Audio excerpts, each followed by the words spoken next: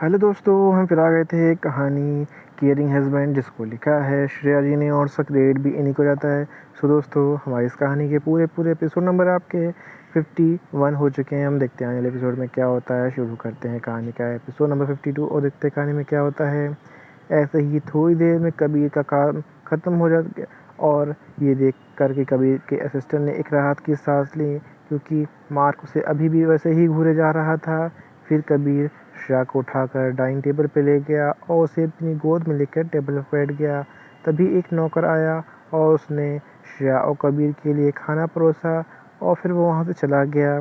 कबीर फिर उसे अपने हाथों से खाना खिलाने लगा। श्रेया बड़े प्यार से फ़ोन चलाते हुए कबीर के हाथों से खाना खा रही थी, क्योंकि श्रेया खाना खाने में नखरे नहीं करती थी। ये देख के कबीर को बहुत अच्छा लगता था। कबीर उसे जो खिलाता था वो खा लेती थी। ज़्यादातर कबीर ही उसे अपने हाथों से खाना खिलाया करता था। श्रेया गरीब परिवार में पली बड़ी है, इसलिए उसे खाने की इम्पोर्टेंस पता थी। कबीर श्रेया को सिर्फ हेल्दी चीज़ें ही खाने को देता था, क्योंकि श्रेया बहुत पतली दुबली थी और उसकी बॉडी बहुत वीक थी। बचपन में ठीक से खाना ना खाने की वजह से ऐसा था। वैसे तो कबीर ने उसका फुल बॉडी का चेकअप करवाया था, तब श्रेया को ऐसी कोई प्रॉब्लम नहीं थी, बस उसकी बॉडी थोड़ी वीक थी। हेल्दी खाने से वो ठीक हो जाएगी। श्रेया अब पहले जैसी श्रेया अब पहले जैसी पतली नहीं रही थी, वो अभी भी पतली थी, पर उतनी नहीं। ये देखकर कि श्रेया बहुत देर से फ़ोन चला रही है, कबीर ने उसके हाथ से फ़ोन लिया और बोला, वाइफ़ी, ज़्यादा फ़ोन चलाने से तुम्हारी आंखें ख़राब हो जाएंगी। ये सुनकर श्रेया उदास हो गई, क्योंकि वो अपना फेवरेट कार्टून डोरेमोन देख रही थी। फिर प्यार से कबीर को मनाते हुए बोली, हब्बी प्लीज़, ये एपिसोड ख़त्म हो जाए फिर मैं छोड़ दूँगी, पक्का। पर कबीर के एक्सप्रेशन ये सुनकर भी बिल्कुल भी नहीं बदले, कि ये देखकर श्रेया को समझ आ गया कि वो कितनी भी कोशिश कर ले, कबीर मानने वाला नहीं। इसलिए फिर श्रेया ने आगे कबीर से कुछ नहीं कहा। कबीर के साथ रहते रहते श्रेया को अब कबीर का बिहेवियर समझ में आने लगा था। श्रेया को पता था कब क्या और कितना बोलना चाहिए। फिर वो दोनों ने अपना अपना खाना ख़त्म किया और फिर श्रेया ऊपर चेंज करने चली गई। मार्ग भी उसके पीछे पीछे ऊपर चला आया, क्योंकि थोड़ी देर में वो लोग ओल्ड कपूर मैंशन जाने वाले थे। श्रेया आज से पहले वहाँ नहीं गई थी, इसलिए वो बहुत ज़्यादा एक्साइटेड थी।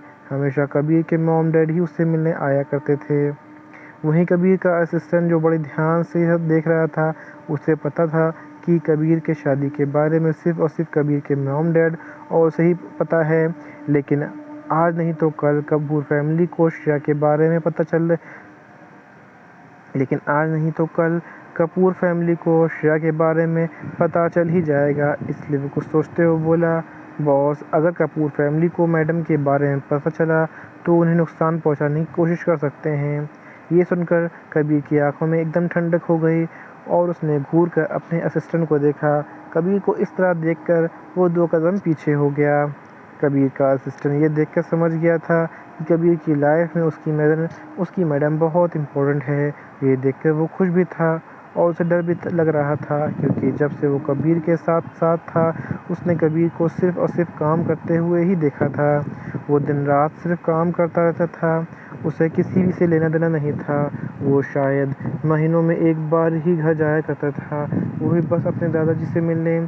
ऐसा नहीं था कि वो अपने परिवार से प्यार नहीं करता था, पर कबीर को अकेले रहना पसंद था। ये देखकर तो उसे भी अपने सर के ये बहुत बुरा लगता था। उसने बहुत बार सोचा था किसी की काश उसके सर की लाइफ में कोई ऐसी लड़की हो जो सर के अकेलेपन को दूर कर सकती हो, पर यह हर कोई जानता था कि कबीर को लड़कियों से सख्त नफरत है, इसलिए पॉसिबल था ही नहीं। पर उसके दिल में फिर भी थोड़ी सी उम्मीद थी कि कोई ना कोई होगी जो सर के अकेलेपन को दूर कर देगी, उन्हें बहुत प्यार करेगी। पर ये उम्मीद उस इंसिडेंट के बाद पूरी तरीके से टूट गई थी। एक लड़की ने कबीर को गलती से बस कबीर को छू लिया था। ये देखकर कबीर को बहुत गुस्सा आया और उसने उस लड़की और उसके पूरे परिवार को बर्बाद कर दिया था। वो लड़की और उसका पूरा परिवार रातों रात कहाँ गायब हो गया, किसी को पता ही नहीं चला। उसके बाद से तो कबीर से सब और डरने लगे, ख़ास करके लड़कियां। भले ही वो कबीर के लुक्स और पैसे के पीछे पागल थीं, पर किसी की उस दिन के बाद इतनी हिम्मत नहीं बची कि वो कबीर के पास जा सके।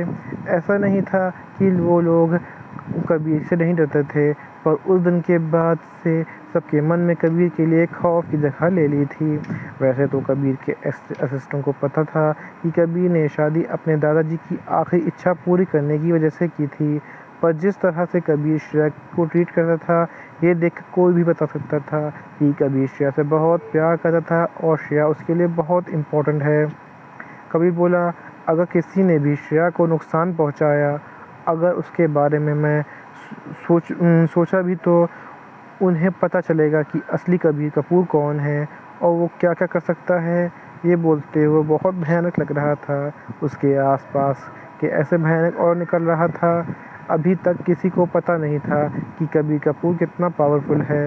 हाँ, सबको पता है कि कबीर कपूर बिजनेस वर्ल्ड का बेताज बादशाह है और कपूर फैमिली का करंट हेड है, पर उसकी पावर किस हद तक है किसी को नहीं पता था, क्योंकि बड़े से लोगों को भी कबीर के सामने झुकना पड़ता था।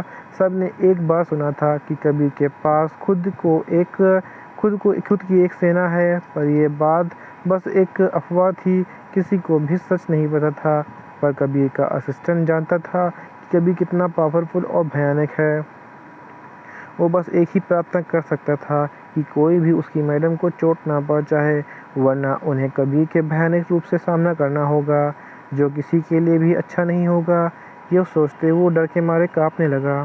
तभी श्रेया रेडी होकर आ गई और कबीर अपनी ड्रेस दिखाते हुए बोली, हब्बी, मैं कैसी लग रही हूँ? कबीर ने बस उसे एक नज़र देखा और बोला, अच्छी लग रही हो, और फिर अपना काम करने लगा। कबीर के रूखी सूखी तारीफ सुनकर श्रेया का मुंह बन गया, पर उसने उस बात को इग्नोर किया और बोली, हब्बी, अब तो मैं रेडी भी हो गए, तो हम कब चलेंगे? पर कबीर ने इस बार कुछ नहीं कहा। ये देखकर कि कबीर अभी भी काम कर रहा है और कोई जवाब नहीं दे रहा, श्रेया को अब गुस्सा आने लगा था। फिर वो कबीर के पास गई और उसका हाथ पकड़ के उसे खींचते हुए बाहर ले जाने लगी और बोली, हब्बी, आप कितना काम करते हो, मैं देख रही हूँ आप सुबह से सिर्फ काम ही किए जा रहे हो, और मॉम डैड से मिलने जाने में मैं समय भी मॉम डैड से मिलने जाने के समय भी आप काम ही कर रहे हो। आपकी वजह से हम लेट हो रहे हैं, पर आपको तो सिर्फ काम ही काम दिखता है। कबीर बिना कुछ बोले श्रेया के साथ जाने लगा और उसकी बकवास सुनने लगा। कबीर को बिल्कुल भी पसंद नहीं था कोई इस पे हुक्म चलाए या उसके काम के बारे में कुछ बोले, क्योंकि कबीर ही होता था जो हमेशा सब पे हुक्म चलाता था और सब उसकी बात मानते थे। पर श्रेया अलग थी। कबीर को श्रेया का यूँ खुद पे हुक्म चलाना बहुत अच्छा लगता था। उसे अपनेपन का एहसास होता था। उसे अपने हाथ की तरफ देखा जो श्रेया पकड़ रखा था। फिर श्रेया की तरफ ये देखकर उसके चेहरे के भाव थोड़े नर्म पड़ गए। कबीर को इस तरह कॉलेज बॉय की तरह बिहेव करता देख कबीर के असिस्टेंट को बहुत हंसी आ रही थी, पर उसकी इतनी हिम्मत नहीं थी कि वो हंस सके। उसे पता था अगर उसने गलती से भी हंस दिया तो वो कबीर उसे जिंदा जला देगा। और यहीं पे कहानी का एपिसोड नंबर आपका 52 कंप्लीट होता है। तो दोस्तों, आपको एपिसोड नंबर 52 कैसा लगा हमें कमेंट करके ज़रूर बताइएगा। कहानी को ऐसा अंश ऐसा भाग जो आपको समझ में ना आया हो, आपको अटपटा लगा हो, तो भी हमें कमेंट करके ज़रूर बताइएगा। कहानी अच्छी लगी तो उसको लाइक कीजिएगा, शेयर कीजिएगा, चैनल को सब्सक्राइब कर लीजिएगा ताकि आपको हमारे आने वाली अगली वीडियो अब तक आसानी से पहुँच सके। तो दोस्तों, हम फिर मिलेंगे एक नई वीडियो के साथ, एक नए एपिसोड के साथ। तब तक के लिए मुझे इजाज़त दीजिए। धन्यवाद दोस्तों।